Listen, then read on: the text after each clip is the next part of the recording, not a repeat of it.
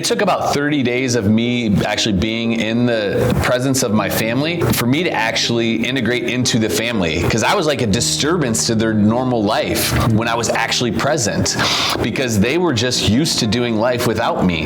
As much as contractors like to think, I'm doing it for my family, I'm doing it for my future and all this good stuff, they're doing it wrong, and so they're sacrificing the very thing that they're doing it for. Welcome back to the Success Unleashed show. As you know, we bring you contractors that have been in it or are currently in it more than anything to help you understand that you can succeed in business and in life. I have a really special guest today. This man I've known for how long now? 8, 9 years? Something like that, yeah. I don't know. We've eaten pancakes in parking lots. Like, we've crawled around in our underwear, which is a completely different conversation. We've done a lot. We've cried. We've laughed. But more than anything, like, Chris is one of the very few people in my life that I consider a true friend. And what do I mean by true friend? Not a person on Instagram or Facebook. They like your stuff. They share your stuff. But a guy that I can call up at any moment for anything, and he'll be there. Now, that's not why he's here, although he did play a large role in my life and helping get to where it's at today. He's here because he's a contractor, just like you and just like me. He's in the mix, if you will. Chris owns a company called Legacy Decks out of Greenville, South Carolina. 8 years ago, he started this business, but he's been in the construction industry for 27 years, and we'll talk a little bit about that. But he currently has 24 employees, 12 in the office, 12 in the field, 24 employees, runs a business, a very successful business that does over $5 million a year. He's a husband, he's a father, my good friend, Chris Breen. Well, thank you. I appreciate that. Welcome to the show. Chris, I want to get started in a place that, we kind of met, right? Which is, hey, look, I'm having some success in life. I'm having some success in business. I haven't been able to figure out how to put it all together. And really what ends up happening is all that frustration and anger and pain that kind of starts making it all fall apart, right? Tell me, how was it that you got started in the construction business? Essentially, I grew up riding shotgun in my dad's van. Like, it was his kind of plan B side hustle. And so it's all I've ever known, was working at night and on the weekends, on the job site with my dad. And he was, he was a cool dude. He knew how to build. He was a mechanic, just very inclined, like had the natural craftsman mentality. And so I've been around it my whole life. Like, that's just all I've ever known. So. And your dad, probably like most contractors, grew up thinking hey, in order to have success, I need to work harder. Yeah. And that's probably something that you implemented in your life. Yeah, there was no shortage of willingness to work hard and to hustle, right? Because that's what he modeled to me. And so what he didn't model was how to actually build a successful, thriving business. Because this was like his second job. So he couldn't make enough at the contracting business that he had another job. He's actually a full-time firefighter. And I respect the heck out of him for his willingness to do that. I wouldn't be like the person that I am today without the example that he was to me. But the reality was I never saw a successful business modeled. I just saw you work hard and you continue working hard and you continue work. This whole idea for me was hey, someday if you work hard enough, you'll figure out enough to be able to have the money, to have the time, to be able to have the things, to be the person that you can be. That was kind of my mentality. But for me, I didn't have the skills and the tools to create that. And so yeah, it was really hard. That was, my dad couldn't teach me that because he just didn't know how to do that. So you, as an adult, started mirroring or mimicking his behavior, right? Yeah. You went out on your own. What was your first foray into construction on your own? That's a good one. So I actually started before construction. I was cutting grass. I owned a lawn and landscape company, essentially, right? And then somebody's like, "Hey, could you build a fence for me?" And I'm like, "Sure, I can build a fence." So then I started building fences, and next thing you know, somebody wanted a deck built, somebody wanted a garage built. It just kind of escalated. And because I was chasing the dollar, I continued to just figure out. I was very mechanically inclined. I'd been around it my whole life. My dad, again, taught me a lot of great things, and so that was kind of my introduction into it. I was literally all things to all people. people, right? So there was no specialty inside of it. So it made it, I created my own, I guess, self-made prison because I couldn't teach anybody else how to do it. Because it's hard to have somebody that could know how to estimate a fence, estimate a bathroom, estimate a kitchen. I even built some new houses with that business, right? I'm cutting grass, like it was crazy. Eventually I got rid of the grass cutting business and just went full-time in the construction. I was installing kitchen cabinets and countertops for Lowe's. Like it was just chaos, just trying to figure it out. Like there was nobody kind of that showed me the playbook on how to do it. And so I didn't know what to charge. I didn't know, what my overhead should be, what my profit should be. I basically just kind of created a job for myself. And it wasn't a very good paying job, and my boss was kind of a lunatic. So it's crazy, right? Tell me about this, right? You got to this point and contractors find themselves in some way doing a version of what you did, right? Which is like, okay, now you're completely overwhelmed. It's not that it's lack of work, but it's not profitable work, which means you have to do more work, but you don't have enough time to do more work. Right. But with more work comes more estimates. So you have to do estimates, but when are you doing your estimates? So you told me a story, and I'd love for you to kind of repeat it. Like, what did you end up resorting to try and manage the amount of work? Yeah, so it wasn't that I never set out to be the status quo contractor, right? And by status quo, I mean like the average person that has had an experience with a contractor has probably called multiple contractors to get a quote. A few of them will show up. Maybe one or two will actually get you a proposal back, and you don't even know how long it'll take to get it a lot of times, right? And so I never set out to be that status quo contractor, and I don't think any guys do. But the problem is I was out there having to find the leads, then run the appointments, then do the proposals, then close the jobs, then build the jobs. Well, while I was building the jobs, nobody was finding leads or running appointments. So it's just this vicious cycle of chaos. And so what would happen is I'd still meet with everybody because I'm like, somebody calls, I want to go meet with them. And I'd promise them like, hey, I'm going to get you your quote, in a couple of days or week, whatever time frame I gave them. It didn't matter what time frame I gave them. I usually did not hit that deadline. And so I'd get 4, 5, 6, 8 estimates that needed to get out. And I wanted to earn their business, and I wanted to do what I said I was going to do. I wasn't a bad guy, but I was on the tools and just running more appointments. And so I would literally take old proposals and I would highlight, this is not a business strategy I recommend for anyone. I would highlight all of the text in an older proposal, and I would convert the font to Wingding, which is like a bunch of symbols, and then I would turn it into a PDF. That's a key step to this facade. If you don't turn it into a PDF, they might figure it out and turn it back into regular font and see that it was to the Smiths, not the Joneses, that got the proposal. And then I would fire off this email, and they would get it, and they'd open it up. And this was 10, 15 years ago when emails used to sometimes get scrambled in translation, right? It doesn't really happen that way anymore. And so the homeowner would open it up, and it'd be like, oh, this is all in symbols and whatever. I'd be like, well, it must have just got messed up in the transfer. That would buy me like maybe a day or two. And then I had to like sit down and bang out the proposal. I was stick estimating. So I was like every stick, every brick, every man hour trying to figure it out. It took forever to do because I had no system, no technology. And so you've heard of, people winging it in business. I was wing-dinging it in business. and so I'm not proud of it, but that was like where I was at. And I was just overwhelmed and couldn't figure out how to hire the people or train the people to do what I was doing. And I just figured I had to do it all myself. So, and it's where a lot of guys find themselves, right? And it's in that situation of like, I know I can be more successful, but I'm almost scared to be successful because now I have to take on more responsibility, which might be more equipment, might be a physical location, people, all of these things. And so sometimes in your mind, you justify it as like, it's just easier for me to keep running in the chaos. Yeah. At least I know what's going to happen here. Yeah, exactly. I mean? And it's funny that you mentioned that because, I've talked with a few different contractors. One guy would send blank invoices or estimates over, right? And then same thing, it would buy him 2-3 days to kind of get it done. But I want to kind of start to bring in like the personal side of things, right? Because as much as contractors like to think, I'm doing it for my family, I'm doing it for my future and all this good stuff, they're doing it wrong, and so they're sacrificing the very thing that they're doing it for. Right. So what was happening in your personal life at this time? Yeah.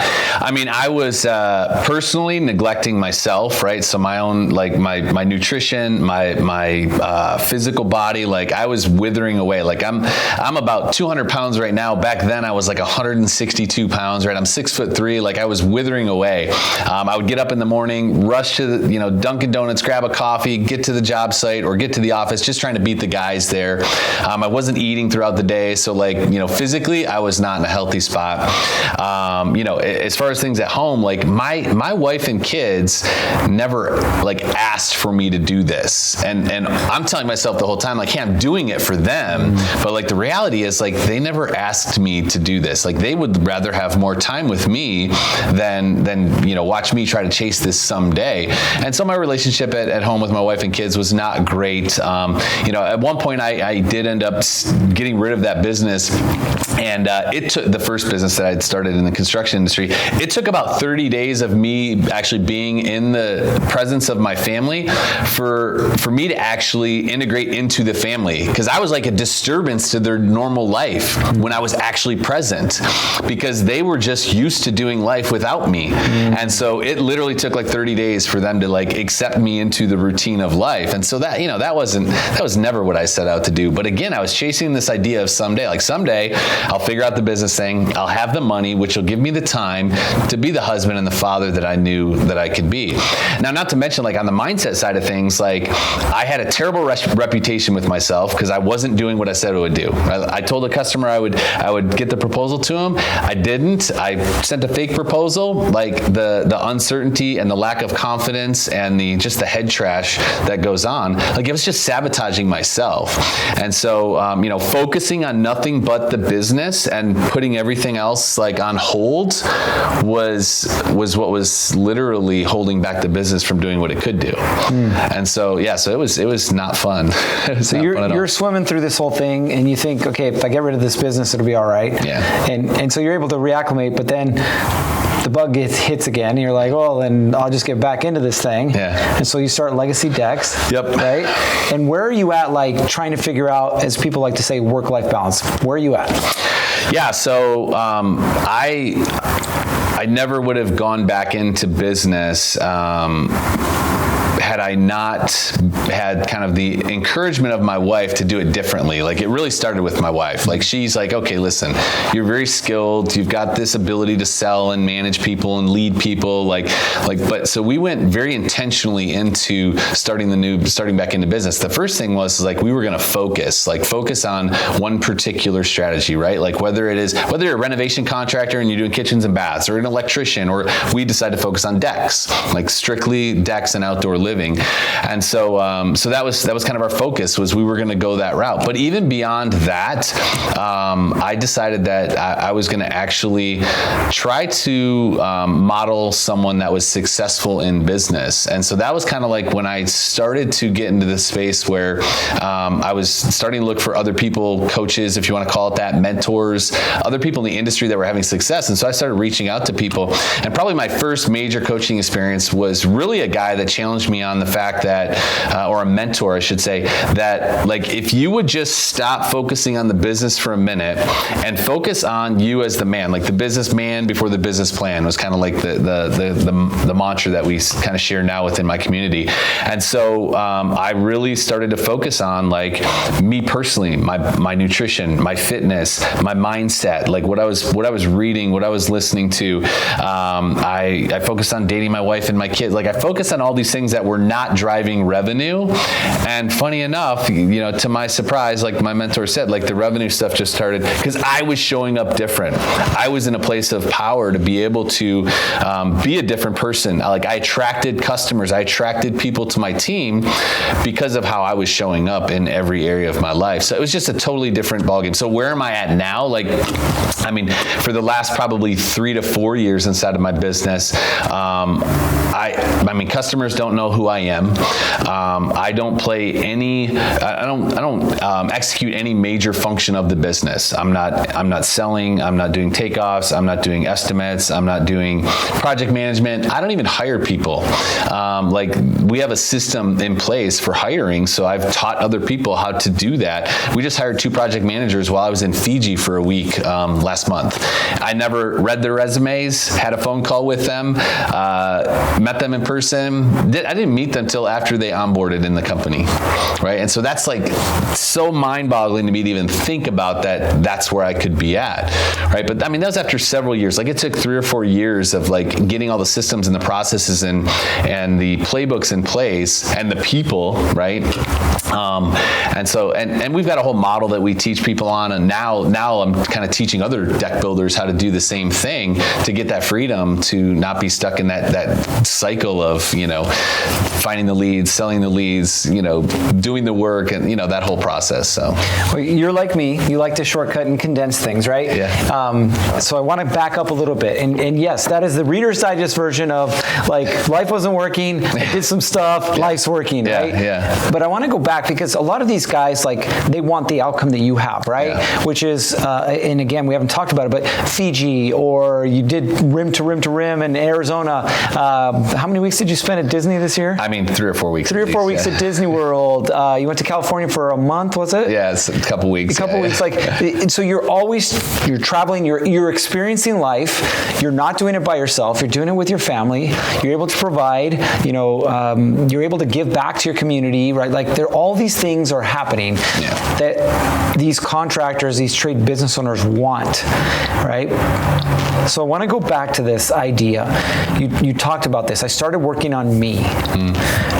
What was that process like when you first started, right? Because it's really easy to say, hey man, you need a mindset coach, or you need to go find a mentor, you need to do this.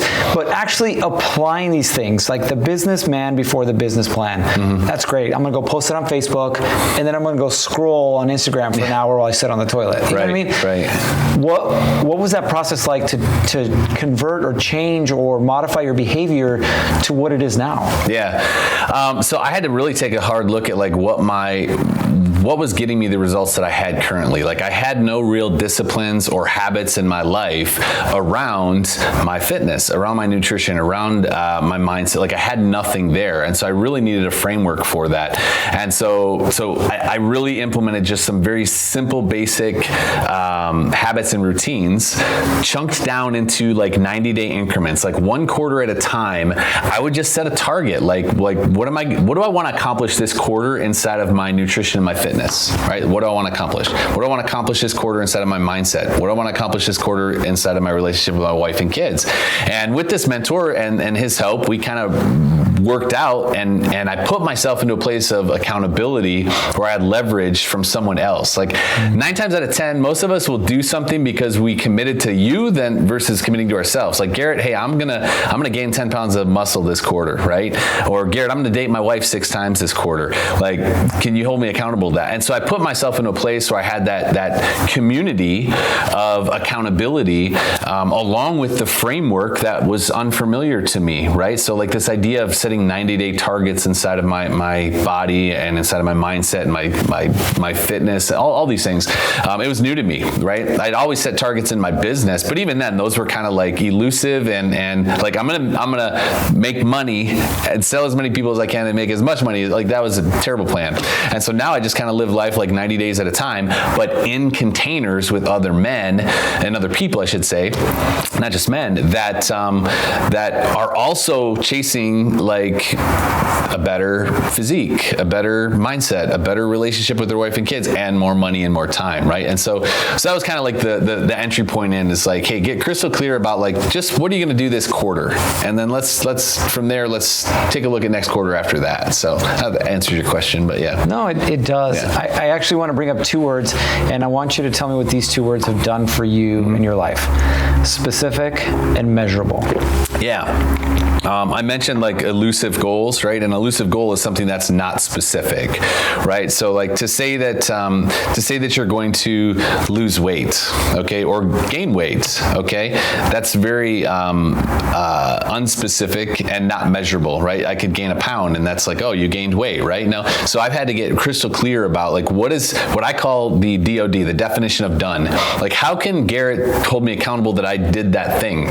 My first body outcome was I was going to gain 10 pounds of muscle, which is great and all, but my mentor actually even challenged me beyond that. He's like, okay, great, but why do you want to gain that? Well, because I don't like the image I see in the mirror. He's like, okay, great, well, how can we measure that image in the mirror? Well, get a before and an after picture, right? And pay someone to do it, like put some money on the line.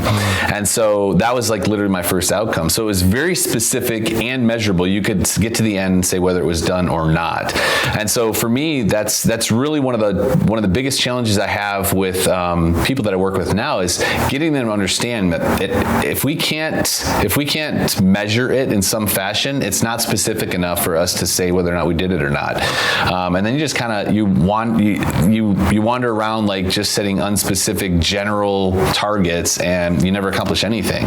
No one can hold you accountable to a non-specific, unmeasurable target. Like, I want to grow my business. Okay, great. What does that look like?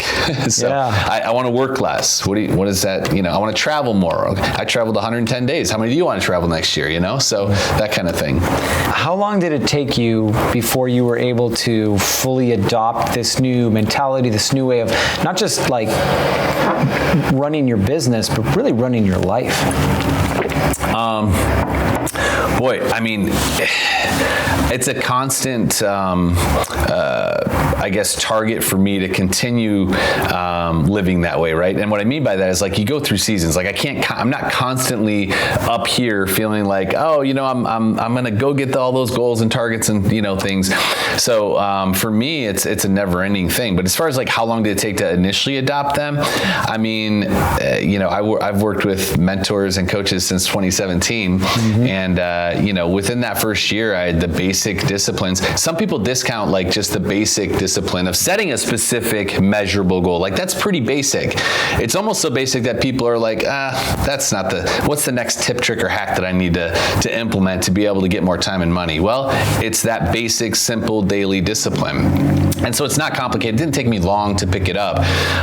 But what does take a while is, well, it doesn't take a lot of time. It takes commitment to keep yourself in that space, right? I continue to work with mentors. I continue to be in rooms with guys like you, other contractors that are striving for more. And so, yeah, I mean, it doesn't take long to do, but it takes the right environment and the right mindset, right? And almost like you have to put money on the line because people don't value things they don't pay for, right? And so for me, that 2017, when I put the money down for that first coach mentor it was like $3,000, right? It wasn't even, it's not a huge amount of money, but at the time it was a lot for me. And it's been, I continue to do that. Let me ask you a follow-up question to this. How much have you invested in personal development since 2017? So I did some math on that. It's probably been a year since I did the math on it. But if you were to add this year into there, I would probably say it's somewhere north of $700,000. This is where we pause for dramatic effect. $700,000. Now, you can equate that $700,000 to the success dollars in the business. Sure.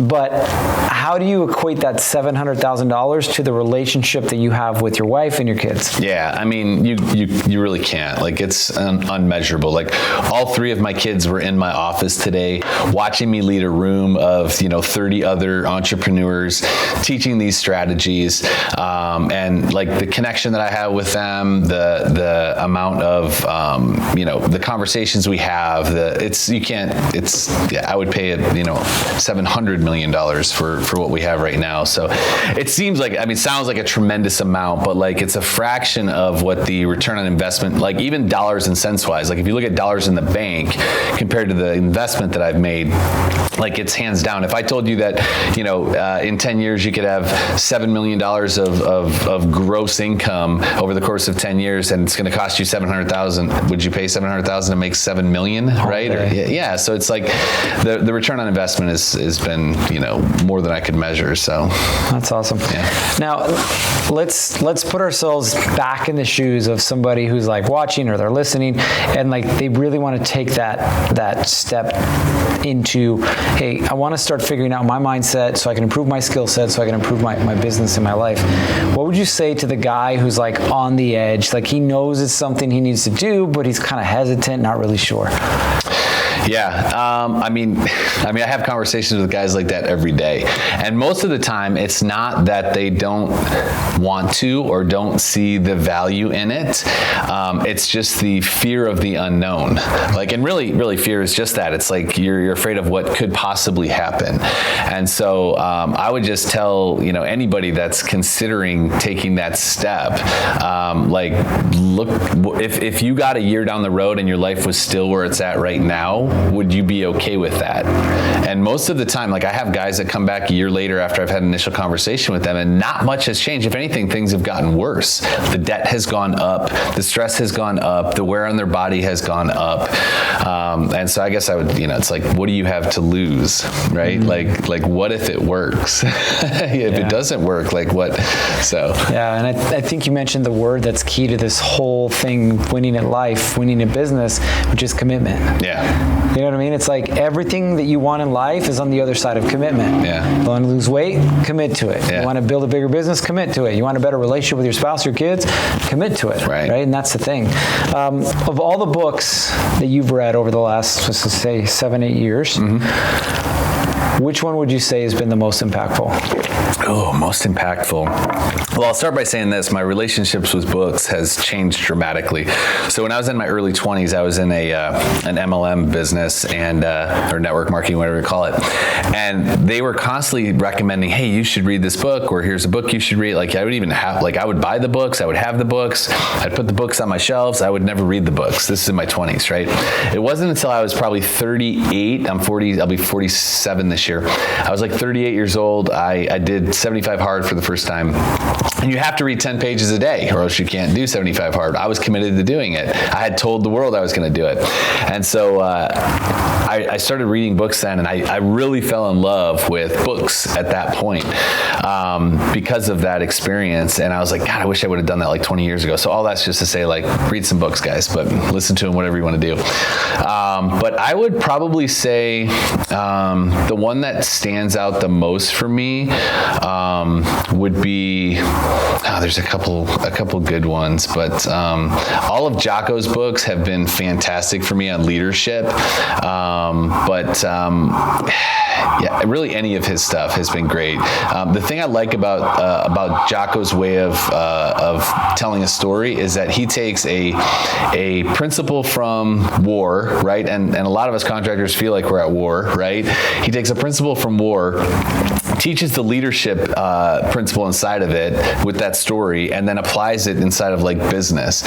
And so a lot of what I've done has been from those lessons. So that's kind of one of the first books I think that I read that really started me down the path of reading more books. So, but I think he's got 3 different books which are eluding me right now. Extreme Ownership. So Extreme Ownership, yeah, and that's actually a core book that we send out to our community. So yeah, Extreme Ownership was the one. Yeah, so very cool. Yeah. I want to jump back to your business. You have a business now with 24 employees that doesn't necessarily need a whole lot of you anymore. What was the key to finally stepping out of, as we like to call it, the guy wearing all the hats? Like, what was the key for your transition? Of course, it wasn't overnight, but what was the key to your transition to start to delegate? So I think the main thing is kind of fourfold, right? For us, we had to have a really clear plan of where we were going, right? High level, like 5-10 years out, where we're going, and then a more low level executional plan, like executionable plan, like 90 days to a year. So it really started first with like having a clear plan. The next thing was, in order for me to attract the team that would want to be a part of my organization, because to step away like I've had to have a team of A players, not just warm bodies, but like top performing A players. A players don't want to be a part of an organization that doesn't have a plan, right? Number one. They also don't want to be a part of an organization that doesn't know the financials and the numbers of their business. And so that was the second thing. So after the plan is the numbers. Like, we know our numbers at a high level, and when we interview people, they can see that, because we can give them the data. Like, hey, we know what the average salesperson is going to sell. We know what the average project manager is going to need to manage. We know how many square feet of deck an individual person on a crew can account for in a year. Like, we know our numbers at a really high level. The next place is, like, top performers want to make sure there's like a system that they can follow. Like, what's the playbook that they're going to follow, that you're going to plug them into? And that's really what has attracted the team. So to have that level of business, you have to have the right people. Well, you can't attract the right people if they don't see a vision for them inside of your plan, if you don't know your numbers, and if you don't have a system to plug them into. And what a lot of guys do is they'll sell a bunch of work, whatever trade you're in, and they're like, oh, I need some people. So they hire a bunch of people, and they have a lot of churn, a lot of people that leave because the people come into a chaotic business. Like, you've just added people to a very chaotic thing, and so you don't keep people around. So when I hear people that are struggling with help or finding people or hiring good people, I kind of look at them like, well, do you have an organization that people want to be a part of? Do they see a vision for their life inside of your organization? I have people that have been with me from the first year that we opened this organization, right? We've got going on 7 and 8 years. We've got 5 years. Like, people just stick and stay because we are super clear on where we're going, how we're going to get there, and what the system is to plug into. So that's, I think, the key thing for me to be able to step away. I had to have that recipe figured out, and now I just plug people into it. So that's awesome. Yeah. That's awesome. The last couple of days, so just so you guys know, Chris has a program where he helps deck builders build and grow their business, and I've been lucky enough to spend the last couple of days watching him and his wife Amy teach and train these deck builders, and it's a pretty amazing thing. What would you say to a guy who is on the fence of like wanting to invest in someone who can help speed up the process? I don't like to use the word shortcut, but give them the right tools that will help speed up or accelerate growth. What would you say to somebody that's kind of hanging out on that fence? Yeah, I would say the cost of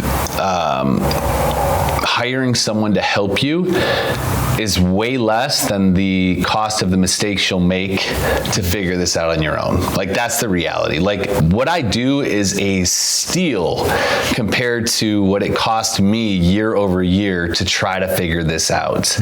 Our program is it's $42,000 a year for a contractor to be a part of right now as I'm recording this, but that's about the cost of a $20 an hour employee, right? And so, like, for the cost of a $20 an hour employee or a new pickup truck, right? Like, a lot of these guys could avoid tens of thousands, if not hundreds of thousands of dollars worth of mistakes. So that's kind of the biggest thing. It's like, you can pay me or you can pay the School of Hard Knocks. Yep. Yeah, right. Which I paid a high tuition to that already. So just learn from me. So yeah, it's really it's a no-brainer. So yeah. What's your favorite part about legacy decks? And then the second part of that question, what's your favorite part about what you do with these other deck builders? My favorite part about legacy decks, like the thing that immediately comes to mind, is my team. Like, they are just, culture is kind of a buzzword, right? But culture is just it's a representation of who you are at your core. And my team is, this isn't from its place of ego, but we've got some just real killers, like great people here. And so that's probably my favorite thing about legacy decks, outside of the fact that it runs itself, but it pretty much runs itself because of the team. So that just circles back around to, like, the team is they're my family, they're my friends, they're who I do life with. I mean, you mentioned I did the Grand Canyon rim to rim to rim. I brought my project manager Cody with me to do that. We went to the Kansas City Chiefs kickoff ball game last month. I brought Sam and his wife to do that. Like it's just, they're part of life. Like, people talk about work-life balance.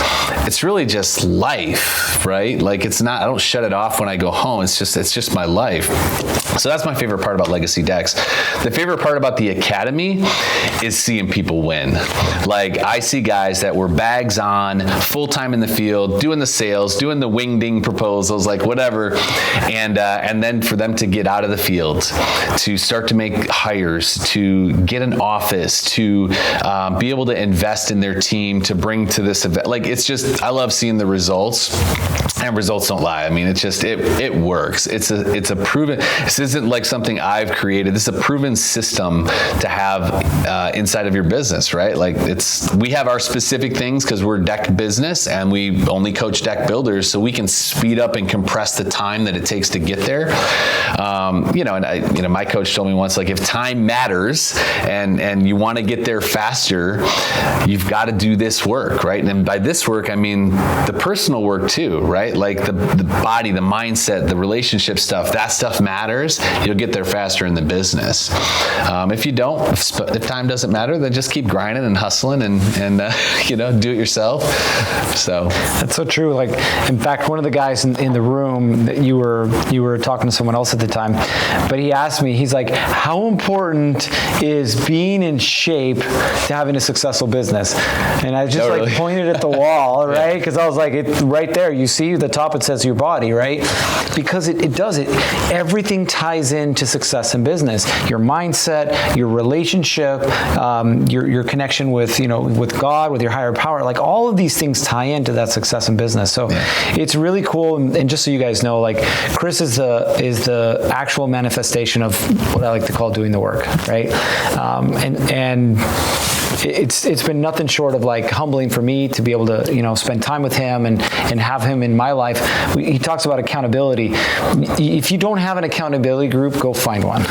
And if you're a deck builder, you should probably go talk to Chris, right? Because he's created that environment that breeds success. I talked to countless, builder after builder after builder inside of his group that could pinpoint their success, where they're at right now, to Chris and his wife. So, I mean, it speaks volumes to you. Yeah. A couple more questions.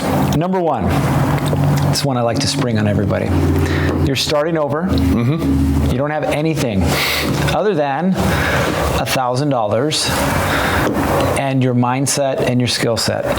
What are you doing with that $1,000? What am I doing with that $1,000? That's a great question. I would most likely. Do I have the knowledge that I currently have? Mindset, skill set. Okay, I have the mindset and skill set already. Yep. Ooh, goodness gracious.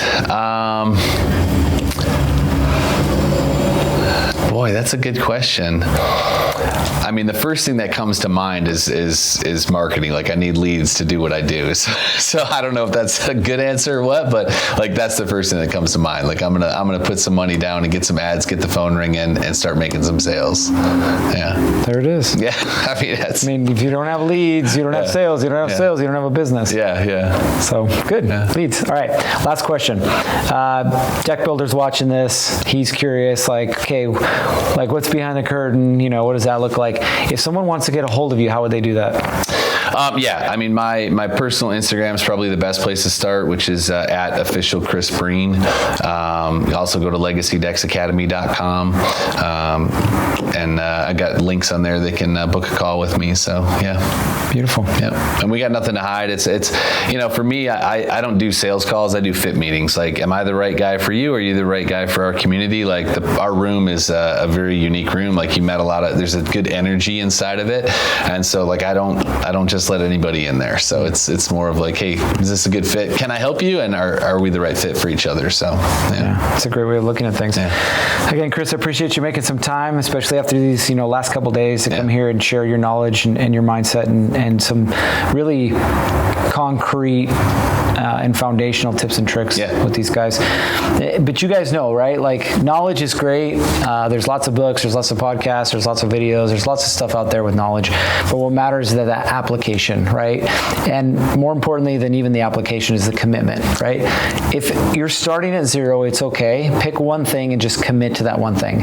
If it's, hey, I'm going to knock 10 doors every day for the next 90 days, then just commit to it and just do it. It ain't going to be easy, and some days it ain't going to be pretty, but it's got to be done, right? And the more you commit to yourself, the more you're going to find that you respect yourself, and the more you're going to find that other people start to respect you. And then slowly you're going to get out of that hole that you're in, whether it's hiring somebody else, whether it's building that next $10,000, $100,000, but ultimately it's getting to where you want to get to, one commitment at a time. You guys know what time it is, though. It's time to get after it. 3, 2, 1, off you go. Thanks for listening to the Success Unleashed podcast. Before we go, show some love for your favorite podcast by liking, subscribing, and leaving us a review. Until we see you again, it's time to get after it. 3, 2, 1, off you go.